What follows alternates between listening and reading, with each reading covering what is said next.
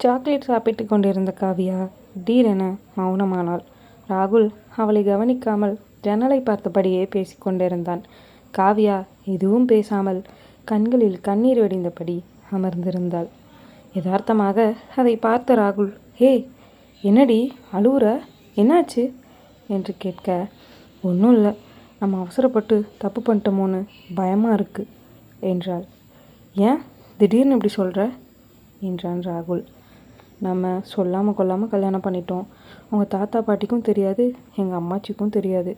கல்யாணம் பண்ணது மட்டும் இல்லாமல் தப்பும் பண்ணிவிட்டு கொஞ்சம் கூட குற்ற உணர்ச்சியே இல்லாமல் இருக்கோம் என்றாள். இதுக்கு தான் அழுவுறியா? நம்ம கல்யாணம் பண்ணது யாருக்கும் தெரியாதுன்னு யார் சொன்னா உனக்கு என்றான் ராகுல். நீ என்ன சொல்கிற? யாருக்கும் தெரியாமல் தானே கல்யாணம் பண்ணோம், இப்போ என்ன வளர்ற என்றாள். யாருக்கும் தெரியாமல் தான் கல்யாணம் பண்ணோம். ஆனால் நீ உடம்பு சரியில்லாமல் ஹாஸ்டலில் இருக்கும்போதே உங்கள் பாட்டிக்கிட்டேயும் எங்கள் தாத்தா பாட்டிக்கிட்டேயும் எல்லா உண்மையும் சொல்லிட்டேன் என்றான். காவியா பதறினாள். எப்போ சொன்ன, எங்கே சொன்ன என்றாள். நீ ஹாஸ்பிட்டலில் இருக்கன்னு எனக்கு தெரிஞ்ச உடனேயே நான் எல்லா உண்மையும் சொல்லணும்னு முடிவு பண்ணி எங்கள் தாத்தா பாட்டியை ஹாஸ்பிட்டலுக்கு வர சொல்லிட்டு நானும் அங்கே வந்துட்டேன். முதல்ல எங்கள் தாத்தாவுக்கும் பாட்டிக்கும் உண்மையை சொல்லி வெளியே உட்கார வச்சுட்டேன். அப்புறம் அவங்க பாட்டியை கூட வீட்டுக்கு போய் ரெஸ்ட் எடுத்துகிட்டு வாங்கன்னு சொன்னல, அப்போ அவங்க வீட்டுக்கு போகலை, வெளியே எங்கள் தாத்தா பாட்டி கூட உட்காந்து பேசிகிட்டு இருந்தாங்க. எங்கள் தாத்தாவும் பாட்டியும் உங்கள் பாட்டிக்கிட்ட உண்மையை சொல்லிட்டாங்க. அப்புறம் சாப்பாடு ஆர்டர் போட்டிருந்தேன்னு அதை வாங்க வெளியே போனல, அப்போ போய் உங்கள் பாட்டிக்கிட்ட மன்னிப்பு கேட்டுட்டு வந்துட்டேன் என்றான். என்னடா இவ்வளோ விஷயம் நடந்திருக்கு, ஏன் என்கிட்ட சொல்லவே இல்லை என்று கோபப்பட்டாள். உங்கள் பாட்டி எப்படியும் உங்ககிட்ட சொல்லியிருப்பாங்கன்னு நினச்சேன் என்றான். ஓ, அதான் எங்கள் அம்மாச்சி திருட்டுத்தனமாக கல்யாணம் பண்ணிடாதீங்கன்னு மறைமுகமாக சொல்லிச்சா? எனக்கு தான் புரியலை என்றாள். எங்கள் அம்மாச்சி பாவம், சின்ன பிள்ளையிலேருந்து கஷ்டப்பட்டு வளர்த்துச்சு, நான் அதை ஏமாற்றிட்டேன். எங்கள் பாட்டி ரொம்ப வருத்தப்பட்டாங்களாடா என்றாள் காவியா. ரொம்ப வருத்தப்பட்டாங்க. எட போடி. உண்மையை சொன்னதும் சிரித்தாங்க. அவள் கல்யாணமே பண்ணிக்க மாட்டேன், கடைசி வரைக்கும் ஒண்டிக்கட்டையாக இருப்பேன், எங்கள் அம்மா அப்பா மாதிரி நானும் கல்யாணம் பண்ணி புரிஞ்சு போக விரும்பலைன்னு சொல்லுவாள். ஆனால் இப்போது சொல்லாமல் கொள்ளாமல் கல்யாணமே பண்ணிட்டா. நான் கூட கடைசி வரைக்கும் தனியாகவே இருந்துருவாளோன்னு பயந்துட்டேன். இப்போ தான் சந்தோஷமாக இருக்குன்னு சொன்னாங்க என்றான் ராகுல். அப்படியா சொன்னாங்க? நான் கூட பயந்துட்டேன். எங்கள் அம்மாச்சி வருத்தப்படலைனாலும் உங்கள் தாத்தா பாட்டி வருத்தப்பட்டிருப்பாங்கல்ல என்றாள். நம்ம ரெஜிஸ்டர் மேரேஜ் தானே பண்ணோம், அதனால் அவங்க ஒன்றும் நினைக்கல. எல்லாருக்கும் சொல்லி பத்திரிக்கை அடித்து கல்யாணம் பண்ணிவிடுவோமான்னு கேட்டாங்க. ரொம்ப வயசாகிடுச்சு, சாகிறதுக்குள்ளே கல்யாணம் பண்ணி பிள்ளைய பெற்று கொடுங்க, சீக்கிரம் காவியா கிட்ட கல்யாணத்தை பற்றி பேசுன்னு உங்கள் அம்மாச்சியும் எங்கள் தாத்தாவும் சொன்னாங்க. நான் தான் உங்ககிட்ட எதுவும் பேசலை என்றான். கல்யாணம் பண்ணுறது தான் சரி, ஆனால் எப்படி காலேஜ் போகிறது என்றாள் காவியா. 2 பேரும் கரஸில் போட்டுக்கலாம். தாத்தா நீ கொஞ்சம் பணத்தை வச்சு பிஸ்னஸ் பண்ணுன்னு சொன்னார், நானும் ஸ்டார்ட் பண்ணலான்னு இருக்கேன் என்றான். ஓகே, நீ பிஸ்னஸ் ஸ்டார்ட் பண்ணதுக்கப்புறம் கல்யாணத்தை வச்சுக்கலாம் என்றாள் காவியா. நான் இன்னும் 1 மாதத்தில் ஸ்டார்ட் பண்ணிடுவேன், அப்புறம் வீட்டில் சொல்லிடலாம் என்றான். ஏண்டா அவசரப்பட்டு எல்லா முடிவும் எடுக்கிறோம், சரியாக வருமா என்று காவியா கேட்க, எல்லாம் சரியாக வரும், பயப்படாமல் இரு என்றான். இப்போ தான் கொஞ்சம் நிம்மதியாக இருக்குது, குற்ற உணர்ச்சியோடு இருந்தேன், ரொம்ப தேங்க்ஸ்டா என்றாள். ஏண்டி எவ்வளோ பெரிய காரியம் பண்ணியிருக்கேன், வெறும் தேங்க்ஸ் மட்டும் சொல்கிற, வேறு எதுவும் கிடையாதா என்று கேட்க, அவளும் கன்னத்தில் ஒரு முத்தம் கொடுத்தாள். என்ன அவ்வளோதானா என்றான் ராகுல். ஆமாம் அவ்வளோதான் என்றாள். எல்லாரும் குழந்தை வேணும்னு ஆசைப்படுறாங்க, அதனால என்று சொல்லிக்கொண்டே அருகில் வந்தான். அதனால் என்ன இப்போது தள்ளி போடா என்று அவனை தள்ளி விட்டு எழுந்தாள் காவியா. உடனே ராகுல் அவள் பின்னால் சென்று அவளை தூக்கினான். கீழே விடுறா பொறுக்கி என்றாள். விடமாட்டண்டி என்று சொல்லிக்கொண்டே அவளை மெத்தையில் படுக்க வைத்தான். இப்போதானே எல்லாம் நடந்து முடிஞ்சிச்சு, அப்புறம் என்னடா திரும்பவும் வர என்றாள். ஏன் வரக்கூடாதா என்றவன் கேட்க, ஆமாம் வரக்கூடாது என்றாள். வருவேன் என்று சொல்லிக்கொண்டே அவளை நெருங்கினான் ராகுல். காவியா தன் கால்களை ராகுல் நெஞ்சின் மீது தடுக்க அவள் கால்களை பிடித்து ராகுல் முத்தமிட்டான். காவியா வெட்கத்தில் சிரித்தாள். பின் அவளை கட்டி அணைத்தான் ராகுல்.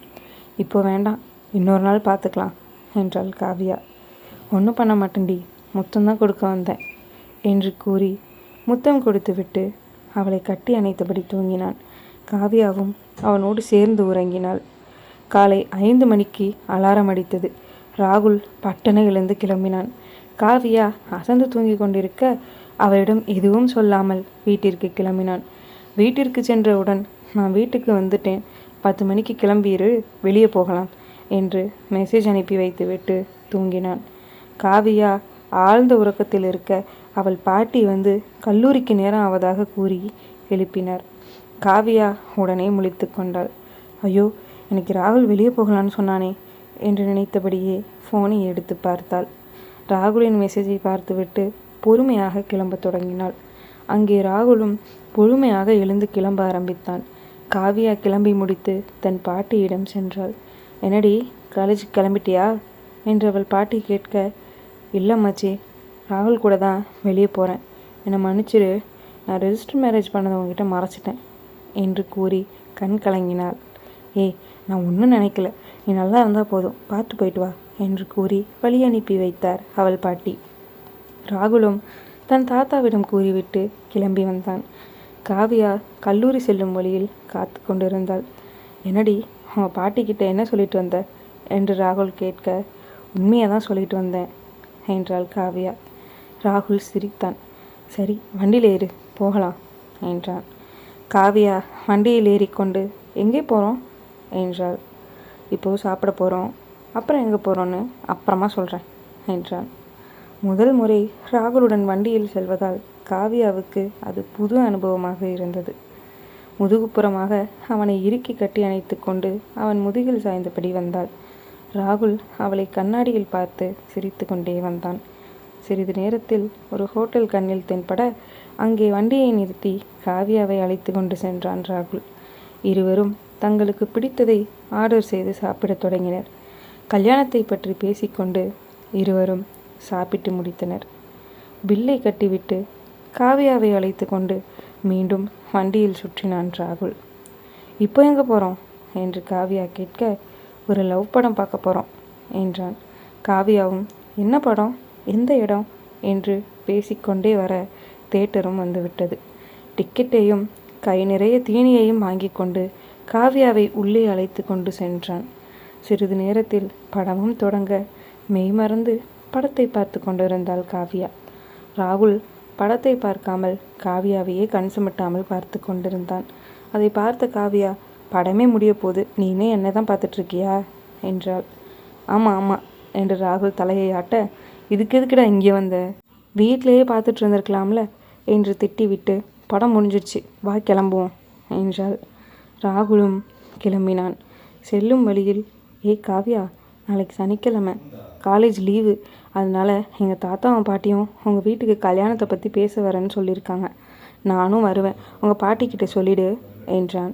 சரி சரி சொல்லிடுறேன், காலேஜ் இனிமேல் போக முடியாதுல்ல, எப்படி கரஸில் போடுறது என்றாள் காவியா.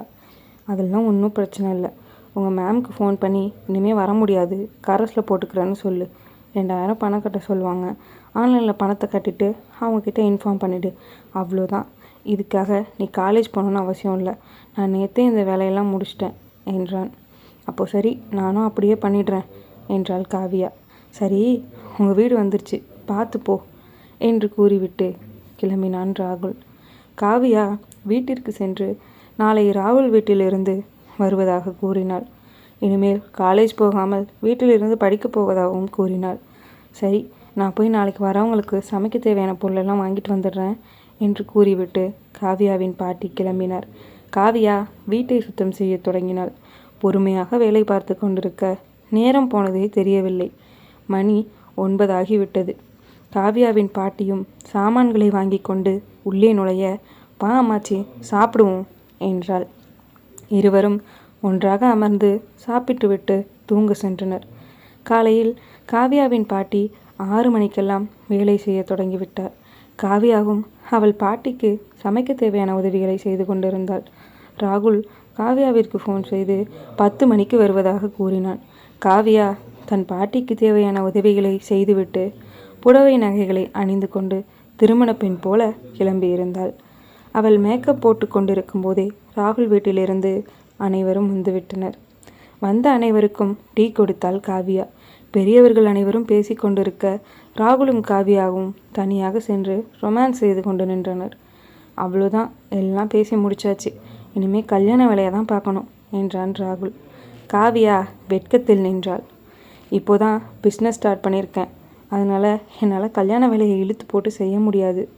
நீ தான் பார்த்துக்கணும் என்று ராகுல் கூற, அதெல்லாம் நான் பார்த்துக்கிறேன், நீ பிஸ்னஸை பாரு போதும் என்றாள். சரி, நிச்சயதார்த்தம் வேண்டான்னு சொல்லிட்டேன். ஏன்னா தாலி வாங்கணும், முகூர்த்த புடவை எடுக்கணும், நகை எடுக்கணும், இதுக்கே ரொம்ப அலையணும். நான் இருந்தால் கூட ஒன்றும் தெரியாது, உனக்கு ரொம்ப கஷ்டமாக இருக்கும். ஒரு ஃபார்மாலிட்டிக்காக நிச்சயதார்த்தம் மாதிரி இப்போவே தட்டு மாற்றிக்க சொல்லிட்டேன். உனக்கு ஓகே தானே என்று ராகுல் கேட்க, எனக்கு ஓகே தான் என்றாள் காவியா. இருவரும் பேசி முடித்துவிட்டு கீழே இறங்கும்போது இரு வீட்டாரும் தட்டு மாற்றி கொண்டிருந்தனர். காவியாவை அழைத்து பூவும் பொட்டும் வைத்துவிட்டு அனைவரும் சாப்பிட அமர்ந்தனர். அனைவருக்கும் சாப்பாடு பரிமாறினாள் காவியா. ராகுல் வீட்டார் அனைவரும் சாப்பிட்டு விட்டு கல்யாண தேதியை பற்றி பேசி முடித்துவிட்டு கிளம்பினர். அப்பா, உனக்கு எப்படியோ ஒரு நல்லது பண்ணிட்டேன். இனிமே நான் செத்தா கூட கவலைப்பட மாட்டேன் என்று காவியாவின் பாட்டி கூற காவியா திட்டினாள். கல்யாணம் பண்ணி வைக்கிறது மட்டும்தான் உன்னோட வேலையா? அடுத்து எனக்கு குழந்தை பிறக்கும், அதை பார்க்கணும், அதுக்கு நீ தான் தாளாட்டணும், சோறு ஊட்டணும், எல்லாம் பண்ணணும் என்றாள். அதெல்லாம் செய்வேண்டி, நீ படிக்கிற வேலையை பாரு, நான் உன்னோட பிள்ளையை பார்த்துக்கிறேன் என்றார். காவியாவும் சிரித்து கொண்டே, எல்லாம் செய்யலாம், இப்போ போய் செத்த நேரம் தூங்கு, காலையிலேருந்து வேலை பார்த்துட்ருக்கோம், நானும் போய் தூங்குறேன் என்று கூறிவிட்டு காவியாவும் தூங்க சென்றாள். இறுதி பாகத்தில் சந்திப்போம். நன்றி.